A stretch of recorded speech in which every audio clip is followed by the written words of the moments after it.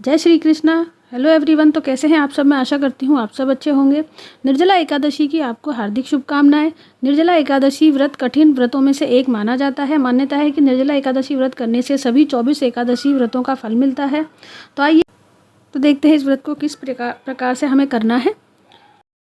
निर्जला एकादशी व्रत हर साल ज्येष्ठ माह के शुक्ल पक्ष में आती है, यानी कि जून के महीने में निर्जला एकादशी व्रत रखा जाता है।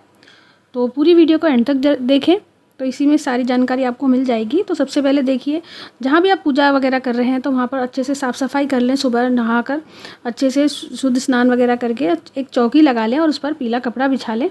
तो ये देखिए, मैंने यहाँ पर चौकी लगा ली है और पीला कपड़ा बिछा लिया है। तो देखिए, आइए अब देखते हैं इसमें कि हमें थोड़े से तिल रखने हैं यहाँ पर। तो तिल थोड़े से रख कर हम भगवान विष्णु की फ़ोटो, मूर्ति जो भी है आपके पास, आप यहाँ पर रख दें। आप श्री कृष्ण भगवान की फ़ोटो, मूर्ति भी ले सकते हैं अगर आपके पास विष्णु भगवान की कोई फ़ोटो नहीं है तो। और देखिए, यहाँ पर हमें चावल का प्रयोग नहीं करना है बिल्कुल भी। जो कोई भी एकादशी का जो व्रत होता है उसमें हमें चावल का प्रयोग नहीं करना होता है। तो मैंने देखिए यहाँ पर फ़ोटो रख दी है। अब थोड़े से तिलों का आसन देकर हम भगवान गणेश जी को यहाँ पर रख देंगे। अगर गणेश जी नहीं हैं तो आप सुपारी के रूप में भी गणेश जी की स्थापना यहाँ पर कर सकते हैं। तो देखिए, मैंने यहाँ पर गणेश जी को भी रख दिया है। और देखिए, थोड़े से तिलों का आसन देकर हम यहाँ पर एक कोरा घड़ा ले लेंगे। तो देखिए, हमें इस व्रत में जल का बहुत ही ज़्यादा महत्व होता है। तो ये जो हमें देखिए कोरा एक घड़ा लेना है मटका, और उसको हमें देखिए दान करना होता है। तो इसमें हमें जल भर कर रखना होता है और इसी की पूजा हमें करनी होती है। तो देखिए, मैंने इसमें जल भर दिया है शुद्ध, और इसमें देखिए मैंने इसके कंठ में कलावा भी बांध दिया है। अब देखिए, हमें जो शरबत वगैरह दान करना होता है, मीठा जल हमें दान करना होता है। तो देखिए, पूरे जो घड़े में तो हम चीनी नहीं डालेंगे, वरना ये मटका जो है किसी काम का नहीं रहेगा, ख़राब हो जाएगा। तो हम यहाँ पर देखिए 2-3 दाने इसमें चीनी के डाल देंगे, क्योंकि हमें ये दान करना होता है। तो इस तरीके से आप कोरा घड़ा लें। आप छोटा भी ले सकते हैं, बड़ा भी ले सकते हैं। तो जिस प्रकार से आप करना चाहते हैं उस प्रकार से अपनी श्रद्धा के अनुसार आप कर सकते हैं। तो देखिए, मैंने यहाँ पर इसमें यह चीनी भरकर इसके ऊपर रख दी है। और देखिए, मैंने यहाँ पर जो भी ऋतु फल हो आपके पास, खरबूजा, तरबूजा, आम वगैरह इस सीज़न में जो चल रहे होते हैं वो यहाँ पर आप रख दें। तो मैंने देखिए इसके ऊपर एक आम रख दिया है। इस व्रत में कैरी का बहुत ही ज़्यादा महत्व होता है, तो आम ज़रूर आप आम का भोग लगाएं। तो देखिए, मैंने यहाँ पर थोड़े से तिलों का आसन देकर अभी हम यहाँ पर दिया रख देंगे। देखिए, थोड़ा सा स्नान का भाव करा लेंगे, शुद्धिकरण कर लेंगे। तो देखिए, मैंने यहाँ पर जलों का छींटा देते हुए शुद्धिकरण कर लिया है। और अब देखिए, हम यहाँ पर दिया जला लेंगे। तो सबसे पहले हमें दिया जलाना होता है पूजा में। तो देखिए, अब दिया जलाने के बाद पूजा करेंगे। तो देखिए, हमने यहाँ पर गर्मियों का समय होता है, जून के महीने में देखिए बहुत ज़्यादा गर्मी होती है।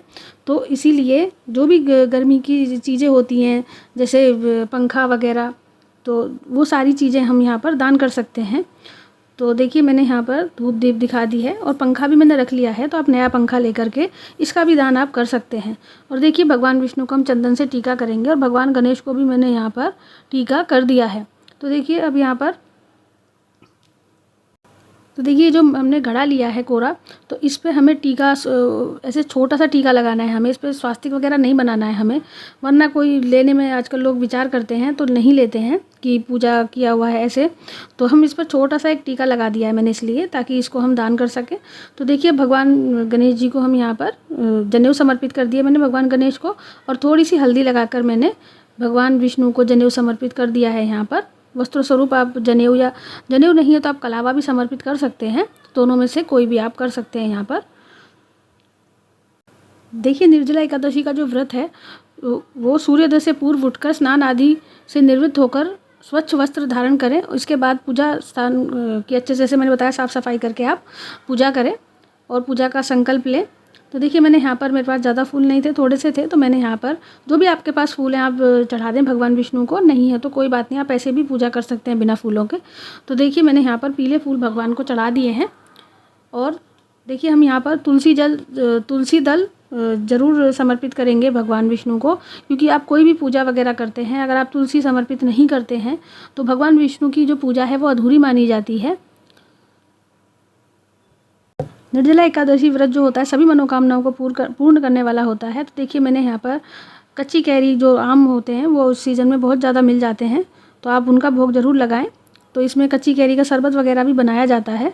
तो कुछ लोग पूरे दिन व्रत जल वगैरह जो नहीं लेते हैं तो शाम को कच्ची कैरी वगैरह का शरबत बनाकर पी लेते हैं। तो जैसा भी आपके यहाँ होता हो वैसा ही करें, आप अलग से कुछ भी ना करें। तो देखिए जो भी ऋतुफल चल रहे हों उनका भोग आप ज़रूर लगाएं। तो मैंने यहाँ पर केले, सेब वगैरह जो भी ऋतुफल हैं मैंने सबका भोग लगा दिया है। आप यहाँ पर देखिए ड्राई फ्रूट का भोग भी लगा सकते हैं, या आप दूध से बनी कोई भी मिठाई का भोग यहाँ पर लगा सकते हैं। तो अन्न का भोग हमें इस व्रत में नहीं लगाना होता है। तो देखिए मैंने सभी चीज़ें यहाँ पर रख दी हैं। और अब देखिए भगवान गणेश के आगे हम एक लड्डू का भोग लगा देंगे।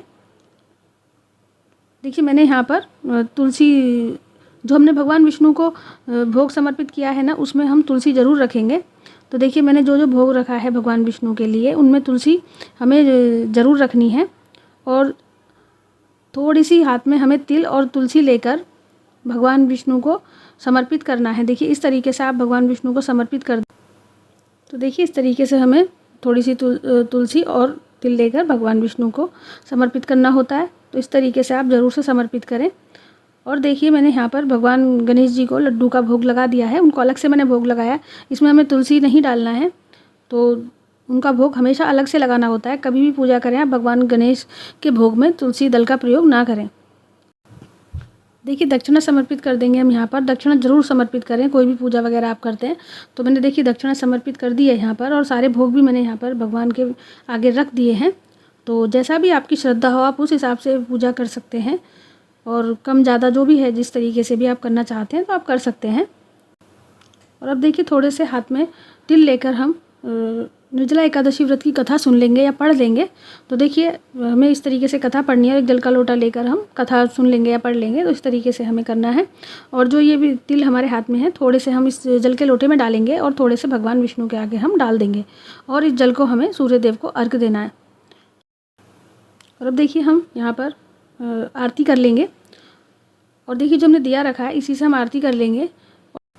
देखिए अलग से दिया जलाकर भी आप आरती कर सकते हैं। निर्जला एकादशी का जो पूजन का जो शुभ मुहूर्त है वो सुबह 4:02 से है। और देखिए अलग से दिया जलाकर भी आप आरती कर सकते हैं। तो अब देखिए एकादशी का व्रत कब से शुरू हो रहा है। तो देखिए निर्जला एकादशी व्रत की शुरुआत 6 जून को देर रात 2:15 पर होगी, और जो इसका समापन है वो 7 जून को सुबह 4:47 पर होगा। तो इस टाइम पर आप पूजा कर सकते हैं। और देखिए एकादशी व्रत का जो पारण है वो द्वादशी के दिन करना चाहिए। ऐसे में निर्जला एकादशी का जो व्रत है वो 7 जून को ही रखा जाएगा। व्रत का पारण करने का जो शुभ मुहूर्त है दोपहर 1:44 से लेकर शाम 4:31 तक है। देखिए एकादशी के जो व्रत होता है, कोई भी एकादशी का व्रत होता है, कोई भी पूजा वगैरह होती है, उसमें सात्विक भोजन का ही इस्तेमाल आपको करना चाहिए। तो सात्विक भोजन ही आपको करना चाहिए। भोग में लहसुन, प्याज का इस्तेमाल बिल्कुल भी नहीं करना चाहिए, इन चीज़ों से हमें बचना चाहिए। और इस दिन जल का बहुत ज़्यादा विशेष महत्व होता है। कुछ लोग पूरे दिन व्रत करते हैं, जल ग्रहण नहीं करते हैं, और कुछ लोग शाम को शरबत वगैरह बनाकर पी लेते हैं। तो जैसा भी आपको ठीक लगे आप उस हिसाब से करें। तो जिस तरीके से आप व्रत करना चाहते हैं उस तरीके से कर सकते हैं। जो चौकी है देखिए ये हमें अगले दिन हटानी होती है। जिस दिन हम पूजा कर रहे हैं उस दिन हम नहीं हटाएंगे। यहाँ से हम यहाँ से प्रसाद वगैरह हटा सकते हैं, और बाकी जो हमने ये घड़ा वगैरह जो सब चीज़ें रखी हैं ये हमें ऐसे ही रहने देना है। अगले दिन हमें चौकी हटानी है, और उस घड़े का हमें दान करना है, और इस पंखे का भी हमें दान करना है। जो भी दक्षिणा घड़ा और इसके ऊपर जो हमने ये चीनी भर कर रखी है इसका हमें दान करना है। आप किसी मंदिर में जाकर आप दान कर सकते हैं। तो आप किसी मंदिर वगैरह में जाकर दान कर सकते हैं। अन्न, जल, कपड़े वगैरह जो भी दान करना चाहते हैं आप कर सकते हैं। इस दिन बिना दान के निर्जला एकादशी व्रत अधूरा माना जाता है। तो ये थी संपूर्ण जानकारी। तो आपको मेरी वीडियो कैसी लगी मुझे कमेंट करके ज़रूर बताएं। अगर मेरी वीडियो आपको थोड़ी भी अच्छी लगती है तो प्लीज़ मेरी वीडियो को लाइक करें, शेयर करें, कमेंट करें, और मेरे चैनल को सब्सक्राइब करना ना भूलें। तो मिलते हैं और ऐसे ही किसी वीडियो में। जय श्री कृष्णा।